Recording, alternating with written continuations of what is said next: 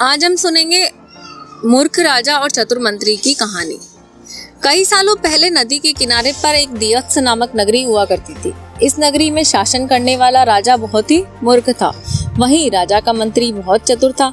एक दिन शाम के समय राजा और मंत्री दोनों नदी के किनारे टहलते हुए शाम का आनंद ले रहे थे।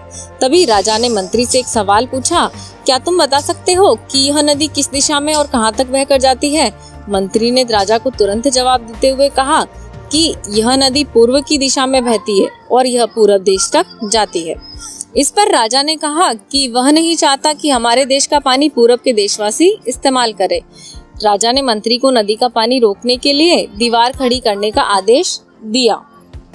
तभी मंत्री ने राजा से कहा कि ऐसा करने पर हमारा ही नुकसान होगा।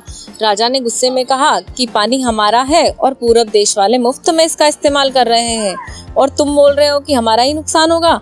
इसमें हमारा कुछ नुकसान नहीं होगा, तुम जल्दी से जल्दी नदी में दीवार बनाने का काम शुरू कराओ। मंत्री राजा की आज्ञा का पालन करते हुए कारीगरों को बुलाता है और नदी के पास दीवार बनवाने का काम शुरू करवा देता है। नदी में दीवार बनाने का काम तेजी से चलने लगा और कुछ दिनों में दीवार बनकर तैयार हो गई। यह देखकर राजा बहुत प्रसन्न हुए, परंतु उनकी मूर्खता के कारण कुछ दिन बाद जब बारिश का मौसम दस्तक दिया तो नदी का पानी पूरे गांव में भरने लगा।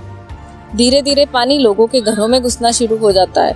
इससे परेशान होकर सारे नगरवासी एकत्रित होकर मंत्री के पास आते हैं। मंत्री उन्हें आश्वासन देता है कि वह इस समस्या का हल ढूंढ निकालेगा। लोगों की परेशानी सुनकर मंत्री समाधान निकालने के लिए एक योजना बनाता है। उसने इस योजना में राजमहल में समय को बताने के लिए घंटा बजाने वाले शख्स को शामिल किया। वह समय के अनुसार घंटा बजाता था, जिसमें लोगों को समय पता चलता था। मंत्री ने उससे कहा कि आज तुम प्रति घंटे की बजाय हर आधे घंटे में घंटा बजाना। उस आदमी ने मंत्री ने जैसा कहा वैसा ही किया। इससे जब सुबह के 3 बज रहे थे तो उसने 6 बार घंटा बजाया। 6 घंटे सुनकर राजा और सभी नगरवासियों को लगा कि 6 बज गए हैं और सुबह हो गई है। राजा उठकर बाहर आता है तो वहाँ मंत्री पहले से मौजूद होता है। बाहर अंधेरा देखकर राजा मंत्री से पूछता है कि अभी तक सूर्योदय क्यों नहीं हुआ है। राजा के सवाल का जवाब देते हुए मंत्री ने कहा, महाराज प्रातःकाल हो चुकी है, पर हमने पूर्व दिशा वालों के यहाँ पानी को जाने से रोक दिया है, तो शायद इसीलिए उन्होंने हमारे यहाँ की सूर्य की रोशनी को आने से रोक दिया।